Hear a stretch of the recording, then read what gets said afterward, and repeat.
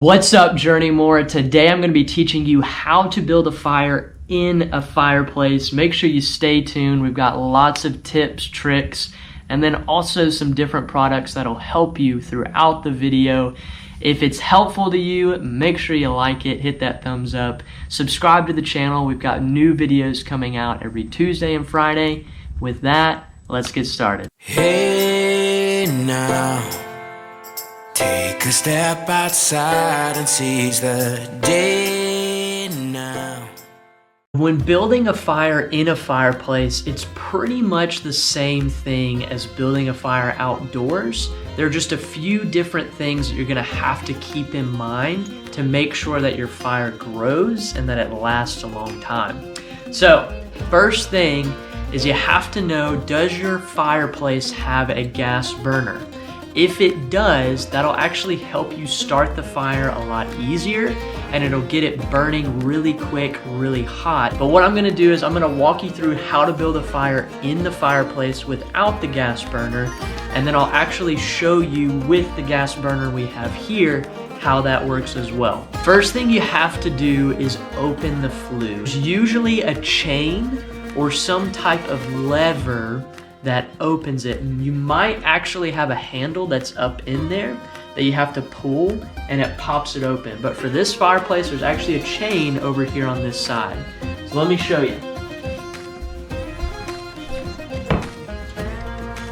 So as you can see here, there's a little handle hanging down, and if I pull down, there's that boom, and that's actually it closing. Now if I release it, it opens it. Second thing is, if your fireplace has a raised grate that your fire will be built on, you have to account for that when you build your fire. So the method that we're gonna use as we build is the TP method. The reason we're gonna do that is because the TP method gets the flames up higher, quicker, which is gonna allow the wood on the grate to catch and burn. We got a bag that is very simple. It's just a wraparound bag that I can carry my wood into the house with. Makes it a lot easier. So we'll put a link to this down in the description below. I've actually had about 10 pieces of firewood in this before, and so it can hold a lot of weight. It's very comfortable to hold and to carry, and it's very large, so it's a great piece. A few things here is I've got some little sticks and some very thin bark, which is gonna be my kindling. I actually have some branches from our Christmas tree last year. We actually kept those and use them as fire starters. They start very quick, they're very easy to use. The only thing is you don't want to use a lot, because when you use sappy woods in a fireplace, it'll actually create creosote in your chimney that will clog it up over time, and it's actually dangerous to humans. But it would take a lot more than using just a starter every time. I've got some bigger logs in here. I've got some smaller pieces in here. I'm gonna start with the smaller pieces. I'm gonna build a TP in there, and then we'll start it. Built my fire here, and what I've done is this middle rung of the rack, I've actually created a TP with the sticks onto that middle rung. And what that's gonna do is get those flames up here to this stick here that I have on top of the rack. So that's gonna be very helpful in getting the fire started and getting it going quick. Now, another thing that I've got here is I actually have these fat wood sticks. These are very easy to catch and they'll burn for a good while. And so these are a great little fire starter that'll help just make it easier. You don't have to have them, but I do have a couple in there just because it'll help it get it going quicker. And then you can also get something like these fire starters here. They're just little fire cubes that when you light them, they'll burn for a while, which will help get everything started. But for us, we're not gonna be using that. And then this one actually has a gas starter, and I'll show you how to use that. But first thing is, you're not actually going to light this here with the lighter. What you're gonna do is you need to send some heat up the flue. So I've got some paper here. This here, I've rolled up this piece of paper, and what I'm gonna do is I'm gonna light it at the bottom, and I'm just gonna stick it in here, let the heat flow. What that's gonna do is it's gonna help that suck of air go up through the flue. So it gets some heat up in there. That way, when I light this, the smoke goes directly up through the chimney rather than coming out into the room. Remember, heat travels up, so it's gonna go up the paper, but if I do this, there you go. So getting that flame up in there, really right next to your opening. And then I'm gonna stick this down here to catch the rest of my stuff on fire. And as you can see, that smoke is going up into the flue. And because we've got a few of those Christmas tree branches and a couple of those other quick little twigs, it's catching very quickly. And then there you've got a fire. Makes it quite easy. So then from here, just add some smaller logs and work your way up in size. Don't go ahead and throw a huge log on here right now, because these flames will die down pretty quick.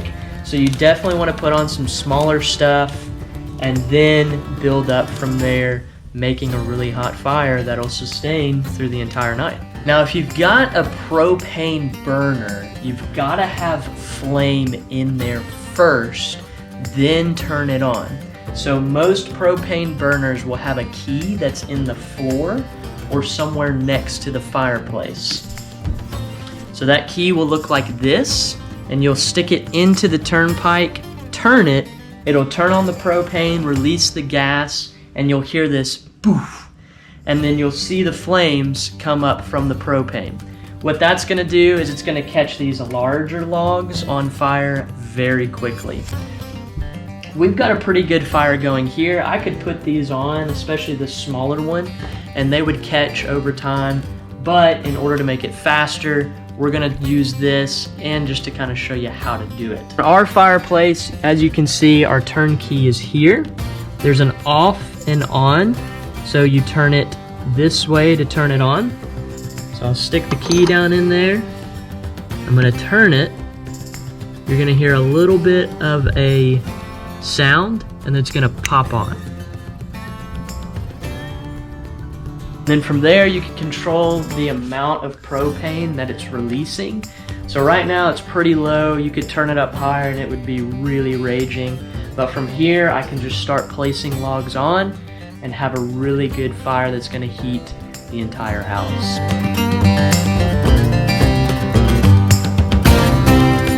Another tip, when you're putting the logs on, make sure they are at an angle that is going towards the back of the fireplace. If you put logs on that are angled towards the opening of the fireplace, what that's gonna do is if logs burn down and there's a little bit of a drop, those logs will roll out. Another tip, and this was actually a funny thing that Nikki and I figured out the hard way, if you have a fireplace that is on the second floor, so if you're on the second floor of a house and you have a fireplace and then there's another fireplace below that one on the first floor, they are sharing the same chimney. So what you'll have to do is you'll have to open the vent. So this is different from opening the flue. When you open the flue, that opens your piece of the chimney. However, there's also another vent that has to be open, or else the smoke will go up and then it'll come back down into the fireplace beneath you and it'll come out into the room. Normally the vent is actually on the outside metal edge of the fireplace casing. You might not be able to see it because it's black like the fireplace casing, at least ours was, and so we couldn't even see it. But usually it's just a little lever that you flip up or down to make sure that your fire and your smoke is going all the way out the chimney rather than coming back down into the floor beneath you. Something to be very careful about, do not close the flue if you have hot coals in the bottom. It might seem like you need to close it because of the cold air that could come down, but the problem is those hot coals will produce that carbon monoxide that will fill your house. We've actually had that happen too, where we closed the flue too early when there was still some hot coals, and our carbon monoxide alarm woke us up at 3 a.m. telling us that we had to get out of there. Make sure that you close the flue after your fire has completely burned down and there's not really any hot coals in it. So just make sure you don't really add to your fire about 2 or 3 hours before you go to bed.